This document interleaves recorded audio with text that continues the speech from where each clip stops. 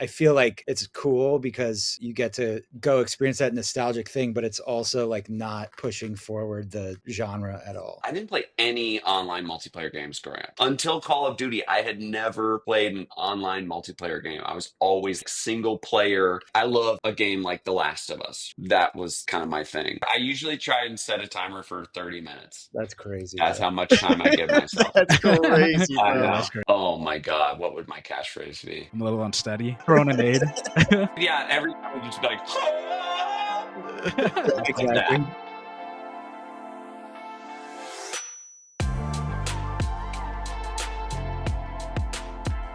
Welcome, everybody, to episode number 234 of the COD Casuals podcast. We're your host, Mike. I'm Justin. Justin, how we doing, bro? I'm doing pretty good, man. Yes. Obviously, we've got two special guests over here. It looks a little bit different. It's our first ever podcast with 4 people.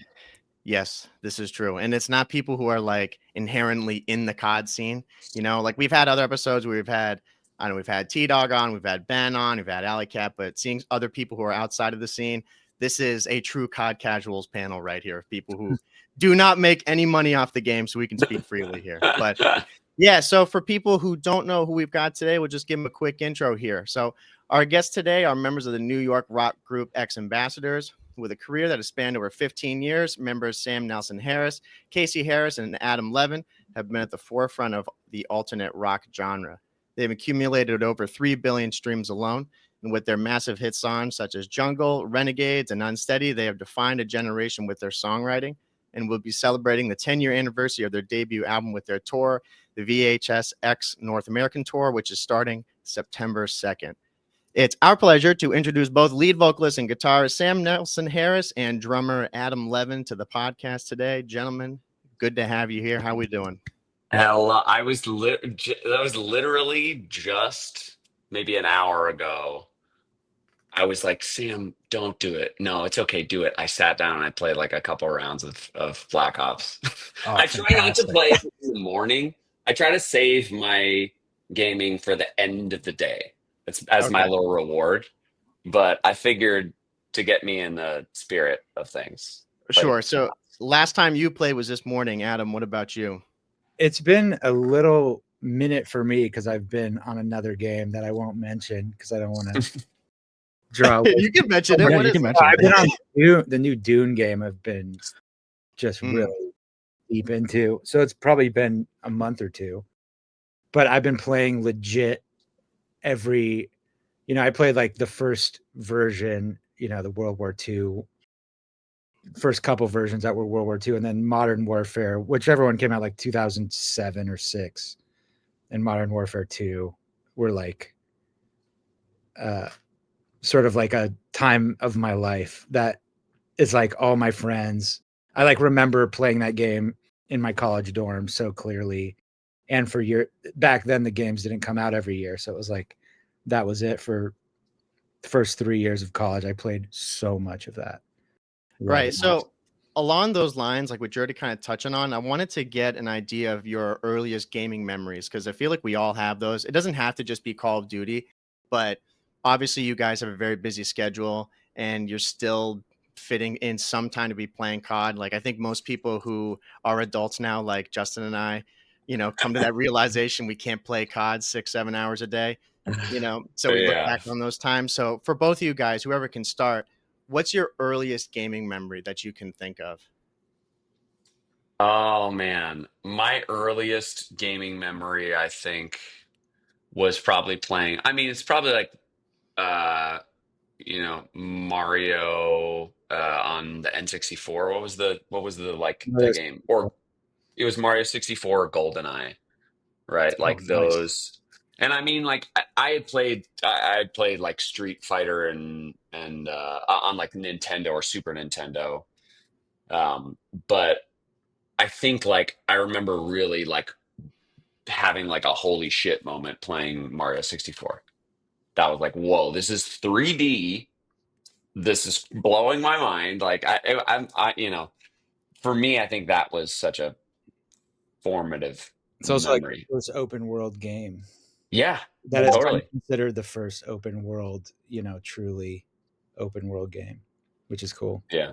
Yes, that's me. What about you, Adam? For me, I grew up with 2 older brothers, so much older brothers. So my brothers are like 10 years older than me. So they were already very into video games. So as like a little kid, they had a Genesis, which like Oh predated my God, I forgot about the We're playing I like never had Genesis. that, man. That's before my Yeah. time. Altered Beast. There's a game called Altered Beast that was amazing. That used to scare the shit out of me as a kid. Like as a kid, I was like obsessed and terrified of things. Like I would be obsessed with like King Tut, but if I saw a picture of King Tut, I'd freak out, kind of thing. And it was like that with Altered Beast. It's such a little kid thing. I was scared of Buddha, so when they'd have to cover my eyes when I'd walk into any Chinese restaurant, Right. like I couldn't see that shit or it would be a wrap. But so that was like my brothers had those games and I remember that. But this is crazy. I got Mortal Kombat for my 5th birthday on Game Oh man. where you could rip out a human heart. Right. And it was so brutal. But that was like the first game that was like mine that I really fell in love with. Yeah, I wasn't allowed to own my own gaming platform until I was like 13. My parents were real strict about that shit. Like I would play video games at other people's houses, but like I was not allowed on them until they felt like I think I was old enough that I'd be busy enough and maybe like more interested in like trying to, like kiss a girl, than Yeah, yeah. like play video games. But the first thing I got was like either a PlayStation or a PS2, and I mean, like I played every second that I could get. Uh, I have so many like core memories. We're going a little further here, but of like band rehearsals in my house in my basement were all about playing Tony Hawk Pro Skater. It was all about Tony Hawk Pro Skater all day, and like we would find these the trick was to like manual between all of your tricks, and then you're just like racking up crazy amounts of points, and it got so out of control. But that was like still to this day in terms of like wholesome gaming memories. That's like a big one for me. When did you make the move to COD? Recently, straight like very recently. I only started playing Call of Duty, I think, like Vanguard. Ugh. Vanguard. I know everyone. Vanguard's a tough one. That's I the was like, worst this is one. sick. Yeah. That's the This is worst sick. one. Everyone hated Vanguard. I Yeah. played campaign mode. I played multiplayer. I was like in it. I did all of Vanguard and like was addicted. And then I got Modern Warfare 3, and that was so. Was it 3 or 2? What came after? 2 was after that. Yeah, 2 was and after. then Okay, 3. cool. And then 3. So I got Modern Warfare 2, and then 3, and now I'm on Black Ops 6. Okay. Right? That's the. Okay, Yeah, you got it. exactly. Yeah. I gotta say, I think that Modern Warfare 3 is like so far been my favorite.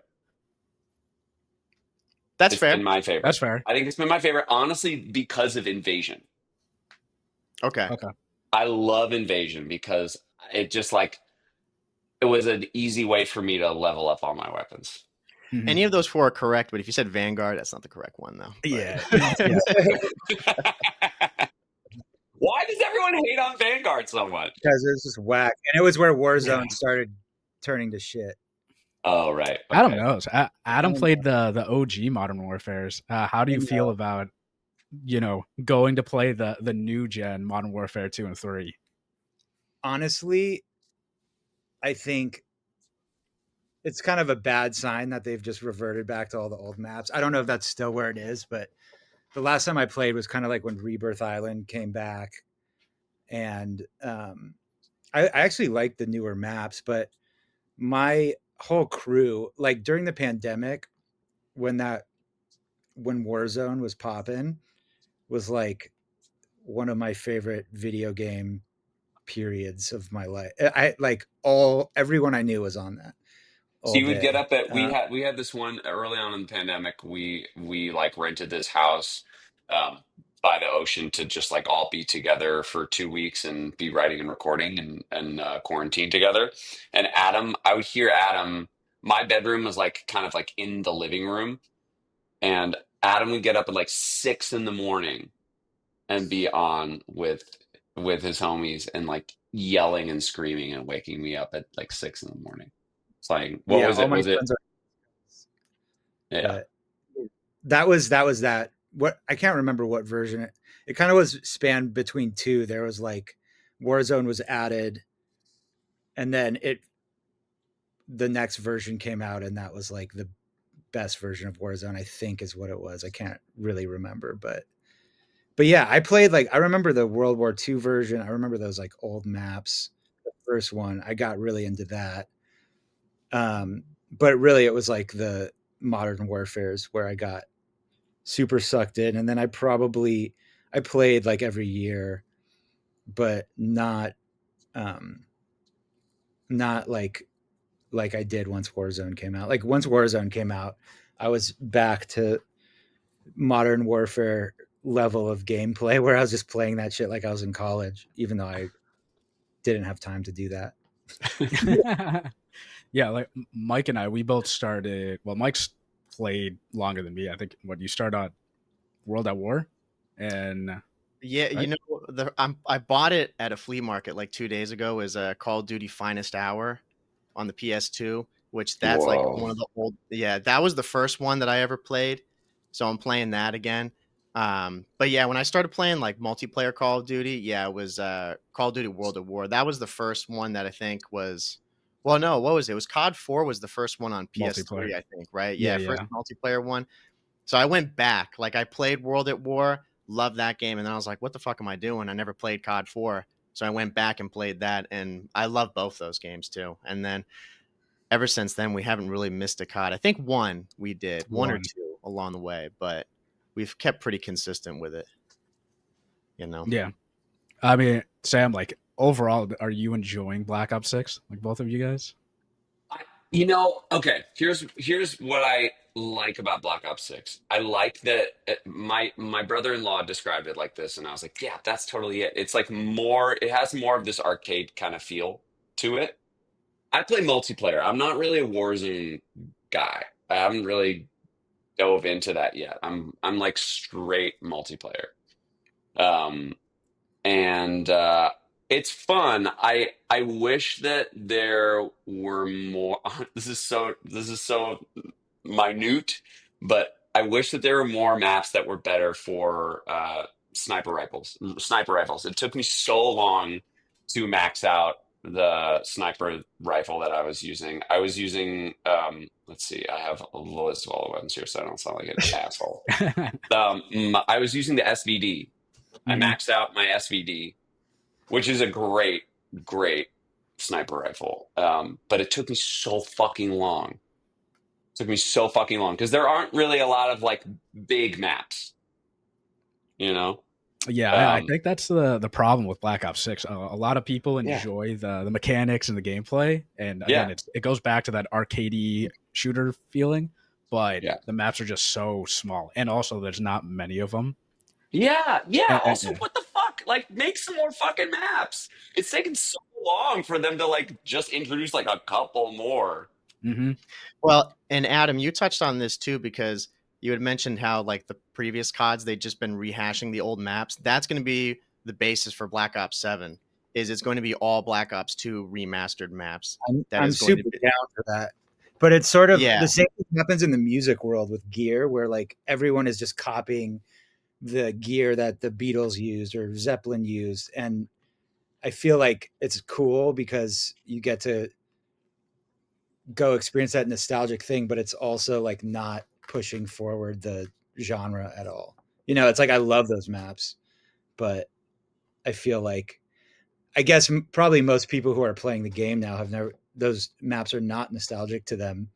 So it's like they're Right. experiencing it for the first time. But for me, I sort of am like it's a double-edged sword of like it's cool. I love playing Nuketown for like the 500th time, but like I was just in Nuketown. Yeah. I was running all that's up like in Newtown.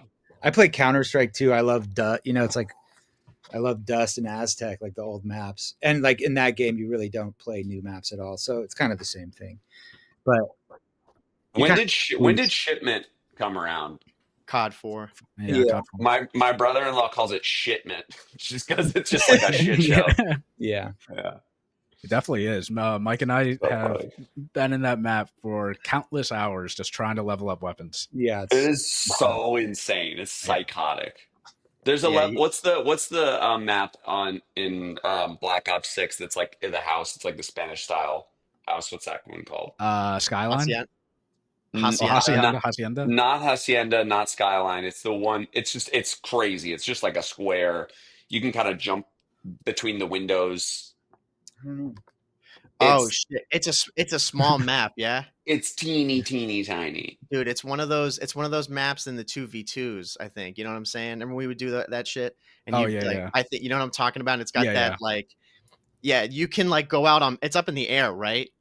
Yes. Yeah, like you can go out to balconies, but you can't like go on the ground floor. You're in like Exactly. apartment buildings. Yeah. Yeah, I know what I you're couldn't talking even about. tell you what I the name can't of that remember. map is. I'm looking it up right now. Well, we're the same thing. We pretty much only play multiplayer. Like we don't play Warzone. We're honestly of the opinion that Warzone was kind of like a nail in the coffin for Call of Duty in a certain way. Like it did. Well, like listen, I think Warzone for sure brought more people to Call of Duty than it ever had in a million years. You know, it was like a saving grace for Call of Duty. But on the other side is when multiplayer was king and everybody was playing that, you know, up until Warzone came out, all their focus shift off of Warzone. So now in Black Ops 6, there's so many problems that are still in the game from day one that just never got fixed. And I think part of it is because people are so invested in Warzone and they want to put all their time and money because that's their cash cow. You know? They're selling all the skins and it's free. And Yeah. they promote. Okay, the map is called. I looked it up. It's standoff or stakeout. Sorry, stakeout. I was gonna be like, dude, Stakeout. Stakeout is crazy. Yeah. I found this. I just usually post up behind like there's like the hallway with the door. I'm posted up behind the counter just all day. That's my safe spot. Yeah, well, Mike and I are usually the guys just running around diving everywhere. Yeah, or just like hitting people with baseball bats, or I know, yeah. That's also very fun. Something really quick, just a small thing I wanted to ask. You know, I don't think anyone's gonna go and like track you down on, but what's your guys' gamer tags you had growing up? Do you still have the same gamer tag? Have you had a whole bunch of different ones? My gamer tag, I never really had them growing up because I didn't play a lot. I didn't play any online multiplayer games growing up. Like until Call of Duty, I had never played an online multiplayer game. I was always like single player. Like I would just like play. Like I loved like a game like The Last of Us, right? I would. That was kind of my thing. But now I just have like whatever random one which was given to me. It's called Sister Marlin 5613 or something like that. Yeah, Sister Marlin. That's me. You see Sister Marlin. What's yours, Adam? Mine has been the same since 2002. It's Hell yeah, Kush Nugs. No, nice. Hell It's yeah. crazy. Yeah. My icon is still like the sketchy dude in a beanie. It's like from when I was 4. Funny. That's funny. It's funny because I was on Twitter and I just saw that. Do you guys know about the FaZe Clan, like in Call of Duty and all that? Mm-mm. Yeah, I don't know about it. What is it? They're like. Streamers. I mean, you tell them, Adam. So FaZe Clan is like a esports team that has now turned into like a streamer collective. Not even. Do you know who like Plaqueboy Max is? Or I don't know who anybody is. They're like huge streamer, like content house, like just streaming them playing video games or hanging out or shit, whatever. But they're like huge, like it's like a humongous. You know, their FaZe on streaming a year, they're probably making like hundreds of millions of dollars. Crazy. Yeah, and they just had a post where they were asking a bunch of people about their gamer tags, and it blows me away to see that a lot of people have had so many different ones throughout the years, you know, and their origin story for them sometimes it's lame, you know, it's like a lame name, you know, like it's nothing really that cool. I mean, Justin and I, man, we've had the same one since we started. We haven't Yeah. changed Yeah. it. Yeah, we haven't changed it once. Yeah. Ours are You pretty know? lame though. You know, Yeah, ours are hella lame. it's not original. Yeah. Yeah, mine's just my name. It's JYin52. Yeah. And then my Nothing mom special. made mine when I was 11 as gamer Mike _260. Oh my god. Yeah. Shout out, mom. Shout out, mom. That's People so see that name hard. and they're like, "Oh, you fucking suck." I'm like, "You just wait, brother." That's hard. My That's mom made my first hard. screen name too back in the day, like on AOL. And Oh, I yeah? used it Wow. forever. Mhm. Hell yeah. That is so funny. Well, Adam, so since you know FaZe Clan, have you heard of like any other professional esports teams like Optic? Yeah, I have, but Cool. I don't like watch a ton of streamers playing games. Mhm. I just kind of know about them from just like popular Social, posts. yeah. But no, I don't follow a lot of the esports stuff. Like it's like it's a crazy world. I know how insanely good all those guys are. It's ridiculous. Anytime I watch those streams of the pros, it's like in like Fortnite too. It's like next level. These guys are just ridiculous. Oh yeah. Mike and I, we've gone to a couple like professional Call of Duty events, Mhm. and the energy there is just insane. I Just bet. in the pit with everybody, just cheering on for these specific teams. Yeah, it's awesome. You guys would love it. I was. I bet I would. I bet I would love it. I've never like experienced anything We played like that. one. It was like a televised thing for NBA 2K in like Oh 2017. yeah, that's right. We played a show. We didn't play, but we like played a show with a band at Yeah. one. And then it was just like four of the best 2K. I think it was like an exhibition for NBA 2K. Yeah. It was a like What do you guys think about the rise of esports overall? Like probably in the past, I don't know, maybe 5-10 years, it's really blown up and people are starting to find it as like a career, and the same thing with streaming. What do you guys think about that in general? It's so alien to me that I'm kind of like, sure. I think that's kind of my take on it.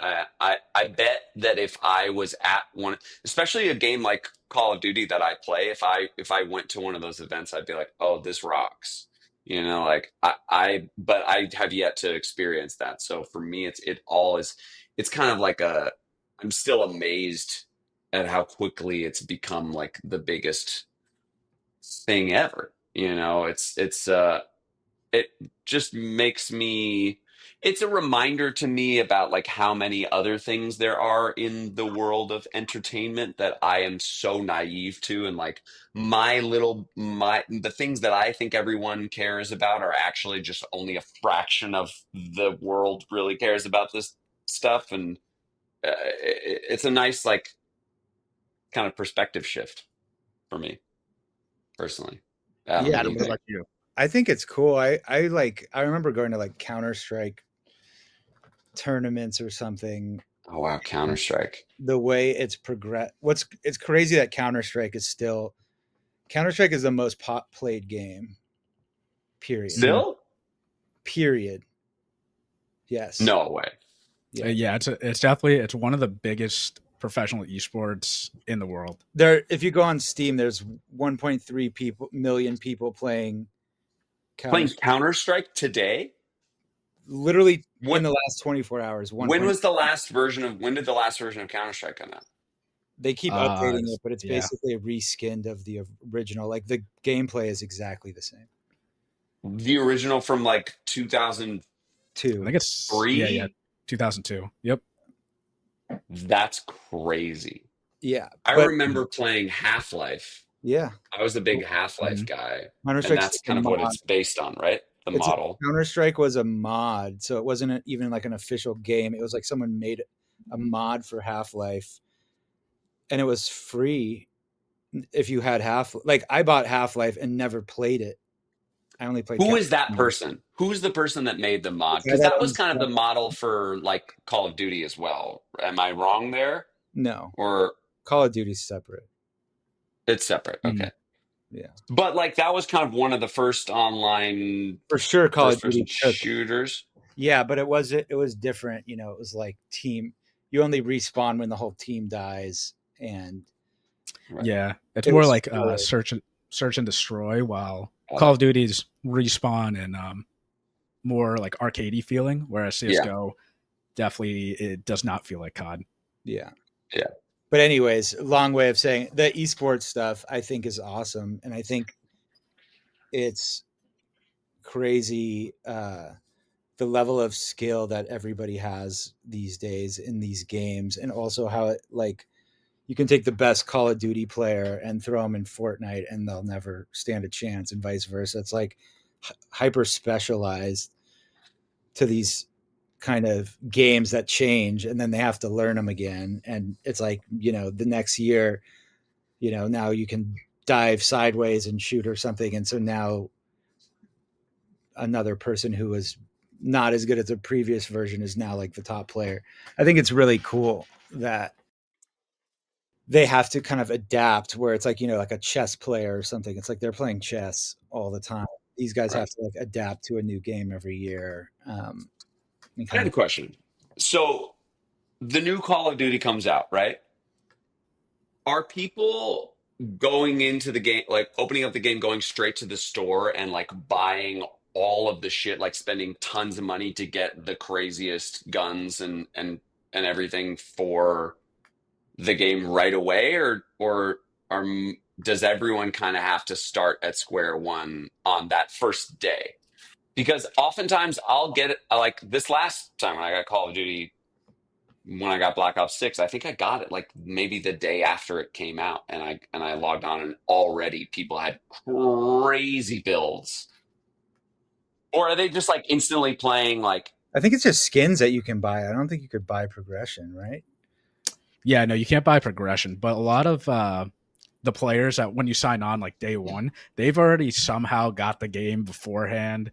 And get the fuck out of here, really? And they're just grinding their way. They just know prestige. There are ways to like level fat. Like if you really wanted to nerd out, there's a way to like, you know, cheese the leveling to do it really fast. Like you're signing on to play for an hour, and there are people that are not even. I set a timer. I usually try and set a timer for 30 minutes. That's crazy. That's how much time I give myself. That's crazy, bro. I know. That's crazy. I know. You might as well not even play, bro. Yeah. Like it's taken me so long. I play like, well, no, that's I'll if I'm playing during the day, I set it for 30 minutes. If I'm playing at night, I'll play for like an hour. Mike, he probably has more skins unlocked than us, though.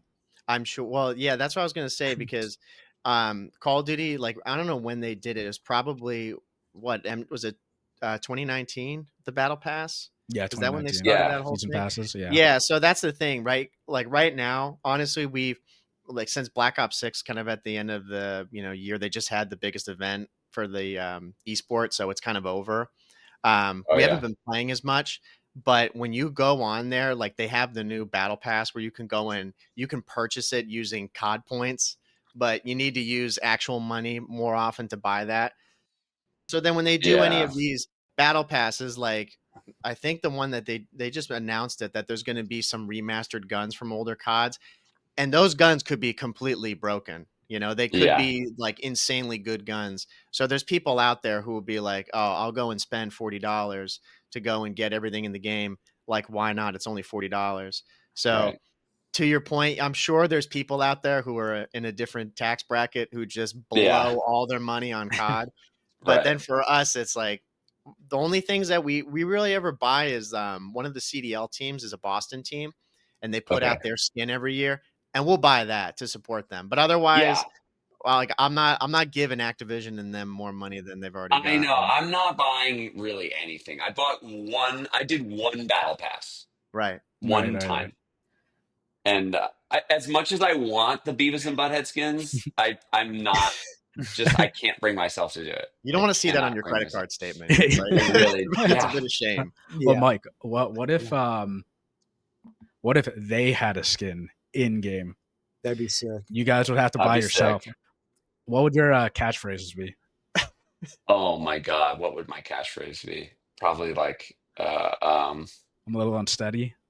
yeah, Throwing a yeah, nade. just like every time you just be like, like Exactly. that.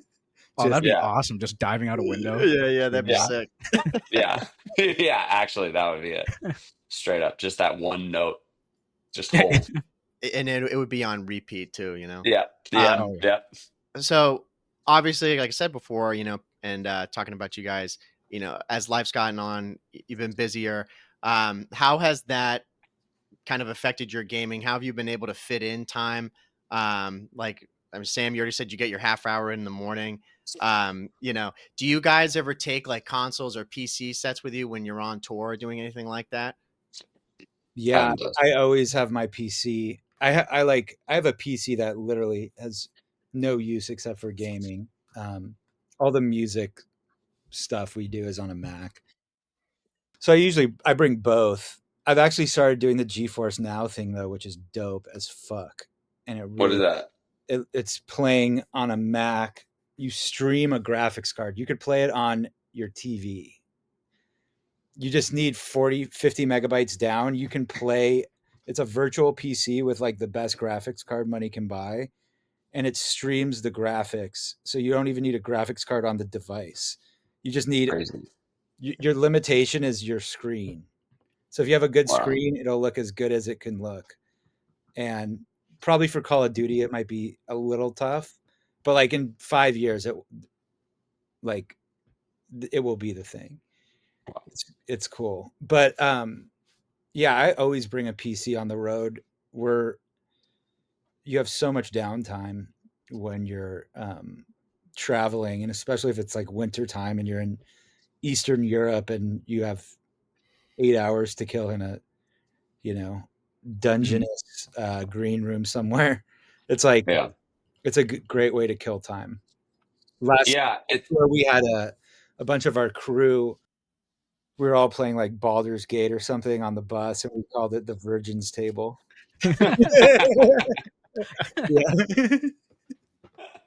Yeah, it was like It four of was us around a table playing all Baldur's on Gate. your, yeah, it's so Hell funny. yeah. That's awesome. I was bringing my Switch around with me for a while because I was playing or Breath of the Wild, and the new Zelda game. Did you like it? I mean, I thought the new one was really fun. I think the first one is so special in so many ways. I think a lot of people didn't like the new one because it just felt like too much. There were like too many options, but I didn't mind it. I thought it was fun for me. I'm not too picky, you know. Like I'm not too precious. I had a great time playing it. It was a nice distraction. But in general, like I have yet to also bring myself to buy a gaming PC to bring with me on tour. It's just like I still carry so much. Honestly, I still carry so much of this like guilt from my parents of being like, "Don't rot your brain playing video games." So that's why I'm saving. Mostly, today was very rare that I played during the day. Like I'm serious that I pretty much only play at night. Like at the end of the day, I have got all my responsibilities. I've done a long day of work. Um, and it's like my wife is going to bed, and I'm like, okay, I'm just gonna stay up a little. I'm just gonna game for a little bit, and then I'm like staring at my TV for 2 hours. Do you guys have this thing? I have a question. This happens to me. I realize I'm playing Call of Duty, and I finish the round, and I blink, and I'm like, oh my god, I haven't blinked for like 15 minutes straight. Is that just because I'm kind of like a noob? No, I mean, I do that all the time, and like I wear contacts, and my eyes just get super dry sometimes, and that's when I Crazy. notice that I'm not blinking. Crazy. That just means you're really locked in, Sam. Yeah, it just means So locked in. But I want to make sure we keep track of the time here. But Oh yeah, sorry. no, of course. So we want to talk about the album, obviously, that you guys are releasing soon, and the tour that's coming up. How did that come about, like, quickly? Well, I mean, it's the 10-year anniversary of our first record, VHS, which has Renegades and Unsteady and Jungle on it, the bigger hits of ours. And I think we wanted to do something to memorialize that. And on this last run, touring our last album, Townie, I can't tell you the amount of times that people came up to me and were like, not just like Renegades meant so much to me or Unsteady meant so much to me, people saying like VHS meant so much to me, that whole album. And it kind of made me go, all right, maybe we should revisit this somehow, because I'm a little allergic to too much nostalgia, and I was very, very hesitant about the idea of doing Glory Days uh, um, anniversary thing for this album. I was very hesitant to do it, but I think that for our fans, it was such a great thing, and it was something that we couldn't not do something for. And then once we started going down the route of like, all right, well, are we just going to do a show? Are we going to do a tour? Are we going to do anything? Are we going to release any sort of music? And the idea came up to do a re-record of the whole first album, or a couple songs. And that was interesting because I think it's like a challenge to grapple with art that you made 10 years ago. And how do you now take this thing that was you at 26 and make it for you at 36? And that was an interesting challenge for me, and I think for Adam and Casey and the rest of us too, to come back to the stuff that was from when we felt we were so green. And now, like, how do we want to interact with these songs on the production end uh and arrangement end? As How do you recontextualize them for us as mid 30-year-old grown-ups? And that was a wild challenge. I've said this before to a couple people when talking about this, but it was also a real like crash course in like being kind to yourself. Like I listened back to the whole album the day before we were supposed to start the re-record process and had a full-blown panic attack. I was like, I hate myself. I suck. I'm a terrible songwriter. I can't believe anybody liked this stuff. If is this how I sound? Is this oh my God, I'm done. I had a full panic attack and then had to kind of force myself to be like, there was something here that a lot of people saw something in and felt something in. And you at the time were really proud of this work. Can't you go back first, or can't you just take a second and like wrap your arm around this kid's shoulder and say like, hey, good job. You did something really cool here. I'm going to take it from here. Definitely. And I hope you guys realize that those songs definitely did impact a lot of people. I mean, when I first heard Unsteady, it was actually through Call of Duty. It was from no YouTube. It was from FaZe Clan. They a couple of their content creators, like, they used Unsteady as their outro music. And that's crazy. That's when I first heard Unsteady. And that's ever since then, like, every time I think of that song, I think of you guys, and I think of those like FaZe members. That's so wild. So now you'll know who FaZe Clan is, man. Exactly. Okay, good. Yeah. Good. But yeah, we just wanted to, wrap it up here and shout out, you guys. Like, make sure you guys go check out the tour. Album's going to release August 29th, 2025. And also, too, tickets are on sale. I'm going to flash their socials like down below. Mm-hmm. And specifically for the people in the Boston area, Mike, you and I might have to like figure something out. We'll put you on. We'll check out those dates. We'll have to make it happen. Oh, definitely. Come through. I don't know anybody in Boston, so you guys can have my list spots. We'll show you guys a time. That'd be awesome. Yeah. Oh, please. Yeah. Let's do it. Yeah. Or do it. But yeah, do you guys want to, say anything else, like last words? Okay, last words. I am really frustrated with the goblin right now. So that what it's called? The goblin? Goblin? What's The, You're that talking about assault rifle? one of the yeah, I yeah. was just gonna Yeah. say, I was like, I panicked for a second. No. That's the goblin. I thought he No, was talking about like actual goblins. I'm like, shit, I don't know if I can help you. Wrong podcast. Yeah. The gun, right? Yeah. Yeah. In Black Ops 6, sure. I'm trying to get the scope right now, and I'm trying to level up my is it I'm It is thinking of goblin. now. I mean, Yeah, the there's goblin. no It way is, you call yeah. it like the Goblin or anything. There's no Goblin, yeah. yeah. I'm thinking of Yeah. no, you know what I'm thinking of? I'm thinking of Zelda, and they're called like Bopkins or something like that, not goblins. Yeah. But that gun is so frustrating to me. It's slowly starting to get better the more I use it, but like, God, it sucked. It's like it's From with like, certain guns. When you find that right combo of attachments, then that gun becomes good to you. You know, yeah, but it's right a pain in now, the ass trying to find that it's right a setup. pain in my fucking ass. Yeah, I'm sure. Or you just sit in Nuketown like the entire time. But I mean, Yeah. I feel like 30 minutes is not enough time Yeah. in Nuketown to Yeah. level up. No. Okay. All right. I have a question for you guys. In Nuketown, where is your post up spot? Top house always. Yeah, top Yeah, house. top house. Top house? Yeah, top house or the heady that's on the bus mid. Yeah, the That's car always a good or the spot. car. Yeah, you can control left side. spawns both those ways. You can control both garages. Yeah. Guys, Yeah. we have to Oh, squad sick. up at some point. When did they start? I'll remember that gamer tag. Was it Kush Nugs? I remember. Push Nuts and Yeah. Sister Marlin. Yeah, well, Yeah. I remember Nuketown when it was before, when you could, when you would rush the other team's base and camp it, and before they started like respawning more dynamically or whatever. Yeah. That was quite the time. Yeah, you just You wreck leave the people. guy there always, so it doesn't like flip the spawn, and you can just sit there and mow them down as they like spawn up. Just spawn trap them. Yeah. Yeah, exactly. Right. Yeah. But yeah, guys, make sure to go buy some tickets. Yeah. Go to their tour. It's gonna be amazing. Mike, you and I will talk about this after. Yeah, we'll talk. We'll figure it out. It's gonna be a great show. We're really excited about it.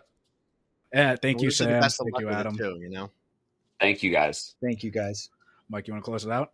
I guess so, man. So yeah, everybody, again, be sure to go to anchor.fm/COD Casuals since we're there on all stream platforms. Be sure to go to the Instagram or the TikTok. If you don't watch the whole episode, just go watch it there. Go give us a follow on Twitter or X at the COD Casuals. And then Justin, the 5-star rating always 5 stars only. means the world to us.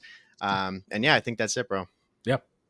So again, thank you everybody for listening to a very special episode of the COD Casuals podcast, episode number 234. We're your host, Mike. Justin.